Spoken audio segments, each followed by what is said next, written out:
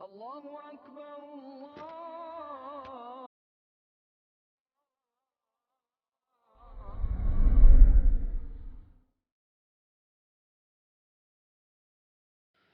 إن الحمد لله نحمده ونستعينه ونستغفره ونعوذ بالله من شرور أنفسنا ومن سيئات أعمالنا من يهديه الله فلا مضل له ومن يضلله فلا هادي له وأشهد أن لا إله إلا الله وحده لا شريك له وأشهد أن محمدًا عبده ورسوله صلى الله عليه وعلى آله وأصحابه يا أيها الذين آمنوا اتقوا الله حق تقاته ولا تموتن إلا وأنتم مسلمون يا أيها الذين آمنوا اتقوا الله وقولوا قولا سديدا يصلح لكم أعمالكم ويغفر لكم ذنوبكم ومن يطع الله ورسوله فقد فاز فوزا عظيما أما بعد درسلكте барша мақтау, хамид һәм сана, ғаләмнәрне юктан бар кылган җин һәм кешеләрне аны зурлап, аңа гыйбадәт кылсыннар өчен бу дөньяга китергән Аллаһка гына лаеклы, һәм шаһадат китерәм Аллаһтан башка гыйбадәткә лаеклы хак илаһ юк, һәм Мухаммад Абдуллаһ улы аның соңгы пәйгамбәре һәм расулы. Аллаһ Раббыбыз Субханаһу ва Тааля үз китабында еш безнең бу дөнья бары тик сынау мәйданы икәнлеген генә искә ала. الذي خلق الموت والحياة ليبلوكم أيكم أحسن عملا дип әйтә Аллаһ Раббыбыз. Ул үлем белән тормышны сезнең кайсыларыгызның гамәлләре яхшырак булыр икәнлеген сынар өчен бар кылды ди. Шулай әйтә: أحسب الناس أن يتركوا أن يقولوا آمنا وهم لا يفتنون ولقد فتنا الذين من قبلهم فليعلمن الله الذين صدقوا وليعلمن الكاذبين. Әллә кешеләр без иман китердек дип әйтерләр дә шуның белән сыналмаслар дип уйлыйлармы? Дөреслектә без аларга кадәр булганнарны сынадык һәм Аллаһ иманнарында тугры булганнарны һәм ялганчыларны ачыклаячак диде. Һәм шушы сынау мәйданында Аллаһ Субханаһу ва Тааля үз рәхмәте белән, үз мәрхәмәтлелеге белән безгә бөтен шартларны тудырды.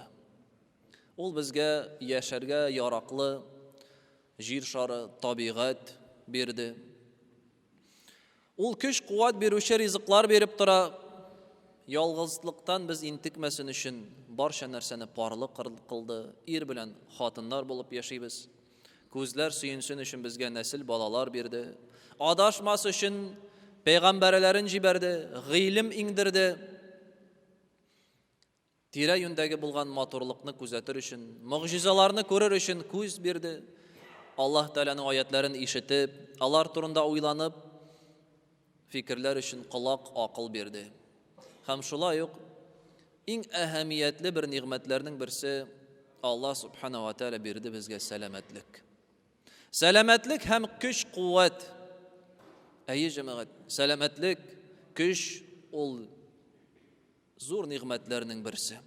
Пәйгамбәрбез саллаллаһу алейхи ва саллям безгә моны искә төшереп әйтә: "Ниъмәтәни мәгъбунун фиһима кәсирун минән нас, ас-сиххат вал-фараг." Ике нигъмәттә күп кешеләр дөрес бәя бирмиләр. Ике нигъмәткә дөрес бәя бирмиләр. Дөрес игътибар бирмиләр. Нәрсә соң? Ул буш вакыт һәм сәламәтлек дип әйтте. Икенче хадистә әйтә: "Ман асбаха минкум аминан фи сирбиhi, муафан фи jasadihi, индаһу qut yawmihi факаннама хизат лаху ад-дунья." Кайсыгызның иртән уянуга, дөнья имин булганлыктан күңеле тыныч, тәне сәламәт һәм шул көнгә җитәрлек ризыгы булса, аңа бөтен дөнья бирелгән кебек ди. Монда да Пәйгамбәрбез саллаллаһу алейһи ва саллям 3 байлыкны бирә.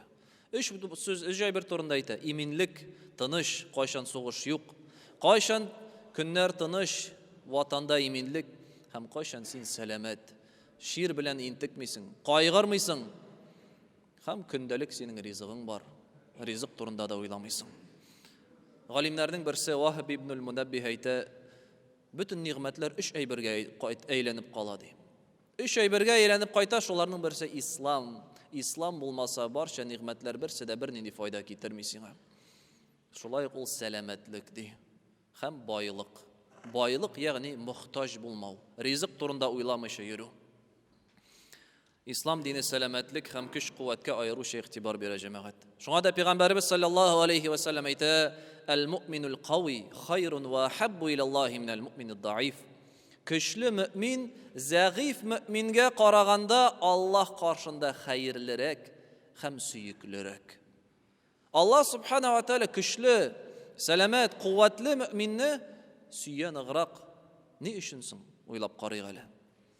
Чөнки җәмәгать сәламәт, көчле, куәтле мөселманның дингә файдасы зәгыйф, ширле кешегә караганда күбрәк була гадәттә. Әгәр дә зәгыйф, ширле кеше күп очракта үзен генә кайгырта. Үзе турында гына уйлый. Чөнки башкаларны кайгыртырга аның мөмкинчелеге юк. Көчле, сәламәт кеше югылса башкаларны карый. Өммәт өчен кайгыра. Ул мохтаҗларга ярдәм күрсәтә. Төрле оештырылган чараларда катнашу юлларын эзли. Төзелеш эшләре булсынмы, мәчет, мәдрәсә төзелешләрендә, ремонт эшләре булсынмы, яисә мәчет ишек алларын чистарту өмәләре булсынмы. Нинди мөмкинчелек бар, ул анда катнаша ала. Чөнки ул сәламәт, чөнки ул көчле. Инде шулай ук өммәт өчен генә түгел, үзенең гыйбадәтләрен дә сәламәт кеше күпкә камиллерәк башкара ала. Намазларын басып укый, рукухларын, сәҗдәләрен җиренә җиткереп, маңгайын җиргә куеп укый. Иң якын Аллаһ Тәгаләгә булган хәл кешенең, ул сәҗдәдә булган хәле кешенең. Ул аны эшли, ул аны үти.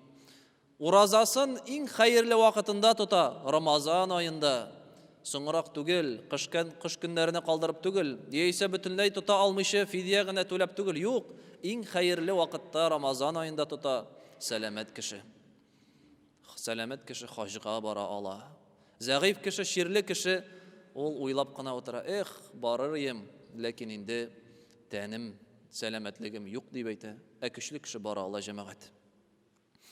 Һәм башка изгелекләрдә дә безнең сәламәтлек кирәк. Безгә динебезне тотыр өчен куәт кирәк.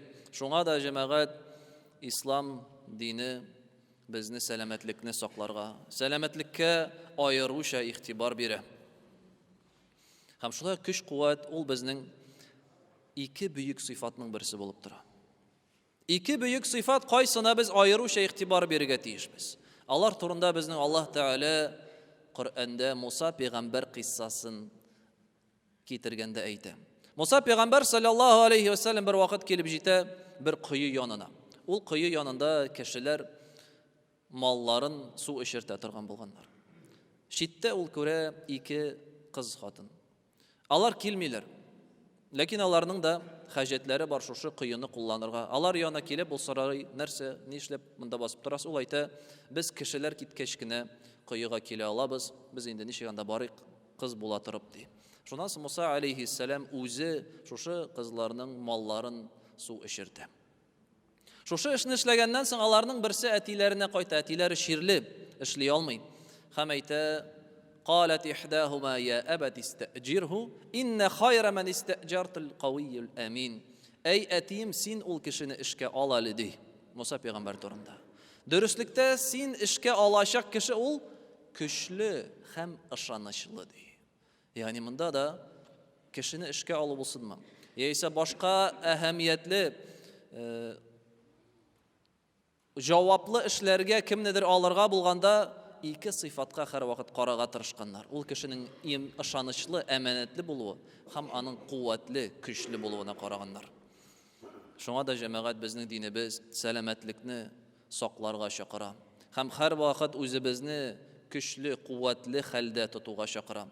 Аллаһ субхана ва тааля үз китабында безгә тыйды сәламәтлеккә зыян китерүче әйберләрне. "Вала тулқу би айдикум иля тахлука." Үз кулларыгыз белән үзегезне һәлакәтлеккә китермәгез ди. Зыян китерүче, сәламәтлеккә зыян китерүче матдәләрне, ризыкларны, башка әйберләрне кулланмагыз, яисә эшләр эшләмәгез. Шулай ук безне исраф кылудан тыя, кулу ва шарабу ва ла тусрифу. Ашагыз, эшегез, ләкин исраф кылмагыз, артыгын ашамагыз. Чөнки без беләбез, артыгын ашау ул безнең şiirlerimizin başı. Hem Peygamberimiz sallallahu aleyhi ve sellem bizge köp hadislerinde selametlikni saqlarga ündi. Hem şolay bir hadisini aytып getiribез. 5 narsenin qadrin biligiz di. Alar kitkençe. 5 narsenin qadrin biligiz, ol kitkençe. Şolarning birisi ol şir kelgençe selametlik. Ey cemaat. Elhamdülillah bizning qo'llarimiz, oyoqlarimiz bor. Biz yürüy alabız. Biz ko'ramiz, biz eshitamiz. Allah'ın rahmeti. Şunu hiçliksiz bizge qadrin bilire kerak. Anı saqlarga kerak. Çünkü Allah subhanahu wa ta'ala birdi. Anı qadrin bilmesek, anı saqlamasak, saqlav şaralarini qırmasak, Allah Rabbimiz anı alarga da mümkün. Şoy galimler aytadilar ya, eğer de selametlikning nimetin, selametlikning ne kadar zor boylık ekanligini bilesin kele eken, ko'zlaringni yum dey. Ko'zlaringni yum, ol vaqtda selametlikning qadrin bilirsin. Ko'zni yumib jamaat 15 minut bo'lsa da yurib qarayq, uyimizda, tanish yerda. Mana ol vaqtda selametning qadrini bilamiz inshaalloh. Aqulu qawli hada va astagfirullohal azim al jalil li va lakum va li sairil muslimin fastaghfiruhu innahu al-ghafur. الله أكبر الله